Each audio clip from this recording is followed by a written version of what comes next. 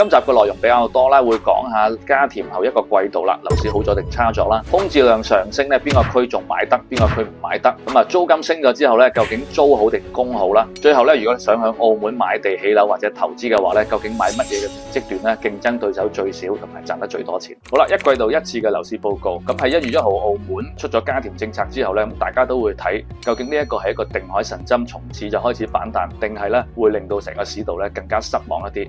咁我哋從數據去睇，咁大家咧睇下成交量。咁喺第一季度預估咧，大概有1300幾單成交，咁啊比起去年同期咧升咗100至120%，咁亦都係18個季度以嚟嘅一個新高。至於價格方面咧，亦都錄得反彈。第一季度咧估計係7.5萬蚊一平方米，咁啊同比咧亦都係錄得1.5%，環比咧更加去到3.6%嘅。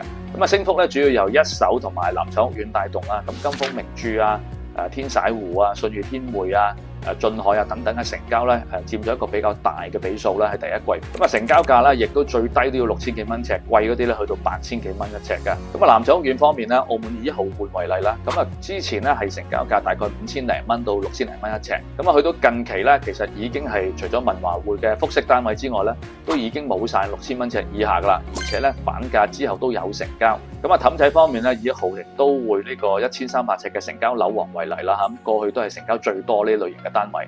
咁啊喺去年咧都係600頭到嘅啫，咁啊曾經有一個最低嘅成交咧係580幾，咁去到今年嘅第一季咧已經係去到660至690萬嘅成交，咁而家所有放盤咧亦都冇680萬以下噶啦。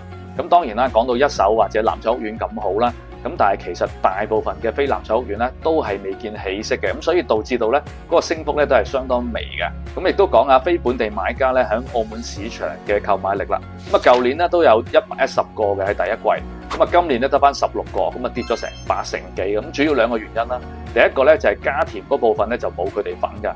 咁第二個咧就係香港嘅人才政策同埋近排嘅樓市升勢咧，令到大部分嘅外地買家咧全部俾香港吸引晒過去嘅。咁接下嚟咧睇下租賃方面啦嚇，咁全澳門咧出租緊嘅單位咧大概14000幾個，咁啊比起去年13000幾個咧，其實多咗幾百個。咁同好多人認為咧，啲人會唔會去晒橫琴租樓咧，會有少少偏差㗎。從分區去睇咧，氹仔舊城、氹仔市中心、路環、新口岸咧呢啲咧。個升幅比較多啲嘅，達到3至4.3%。咁但係反為咧西南環區咧個租金跌幅超過成10%啦嚇。咁啊新增出租單位咧最多係路環啦，去到成300幾個㗎。咁啊其次咧就快自己119個。咁啊退租最多咧係林茂堂274個啊。咁跟住咧同大家講下空置率方面啦。呢個季度嘅空置率咧係大幅增長到1.91%㗎嚇。呢度留意下咧，除咗下環街多咗57個。同埋林茂堂輕微多咗12個之外咧，望下水塘咧仲大幅減少咗984個，咁其他咧其實都係跌嘅。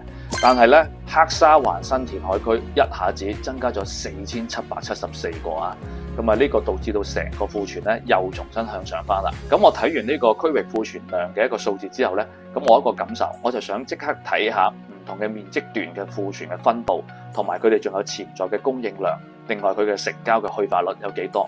咁從而我想睇下邊一種單位咧係嚟緊最大嘅重災區，或者係最值得大家投資嘅單位。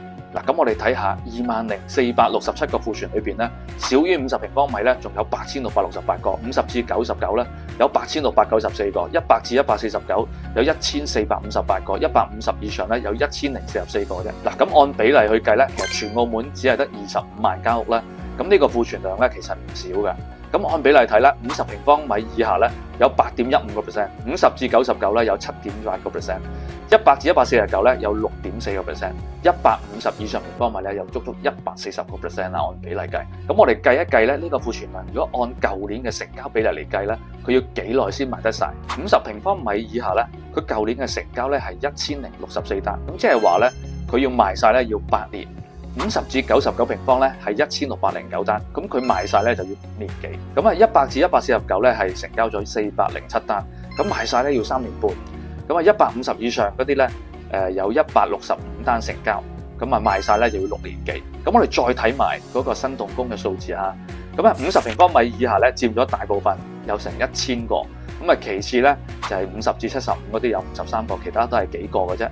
咁入伙咧50平方米以下咧佔咗成300個，咁啊51至75咧都係佔78個啫。咁其他咧其實都係一個好少嘅數字。咁總結一下咧，大家睇到啲數字咧，其實凡事都係講剛需。咁如果有預算嚟講咧，建議大家都係盡量買翻大少少啦。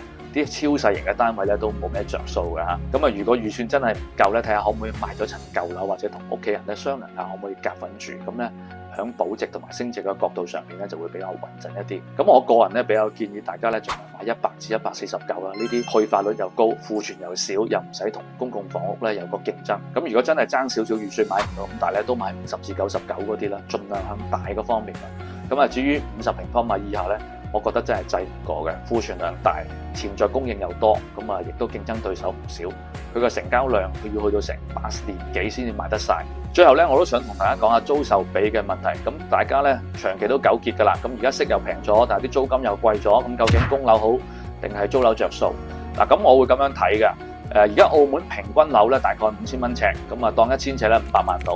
咁其實一年嘅利息咧，香港就係3.25，澳門咧就2.05左右。咁即係話一年咧就係100400，咁啊仲加埋啲 kick 啊、手續費、垃圾管理費啊，咁你加多2成啦，咁你當12萬到一年咁上下啦。嗱，咁即係話如果一層500萬嘅樓，如果個業主租平過1萬蚊俾你咧，就租底；貴過1萬蚊俾你咧，就買底。嗱，咁就係咁啦。咁即係話咩咧？咁其實而家氹仔啊、新口岸啊、路環啊呢啲。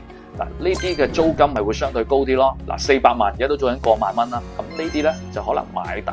嗱，傳統嘅區域譬如沙梨頭啊、筷子基啊呢一啲咧，咁可能佢500萬樓咧都係租得可能8、9千蚊嘅。咁呢啲咧都仲係租底嘅。咁當然啦，具體各區各戶咧就逐個分析啦。咁總體嚟講咧，供定係租咧都唔係睇邊樣底噶啦。其實都係睇大家對樓市有冇信心，究竟見底未咧？究竟我嘅家庭係咪一定要買樓先得咧？咁其實大家都係睇緊呢啲嘢。不過我自己個人認為咧，其實樓市咧而家都跌到差唔多噶啦。咁其實舊年嘅年尾啦，我自己咧已經開始鼓勵緊我嘅屋企人啊、身邊人啊，都開始叫佢哋買樓噶啦。如果自己住咧，更加要喺呢個時候買噶啦。如果投資咧，咁啊亦都可以分階段見到好嘅，都唔怕買。尤其是近排打仗之後觸動咗我咧，我覺得成個金融市場咧好似變咗人哋嘅提款機咁。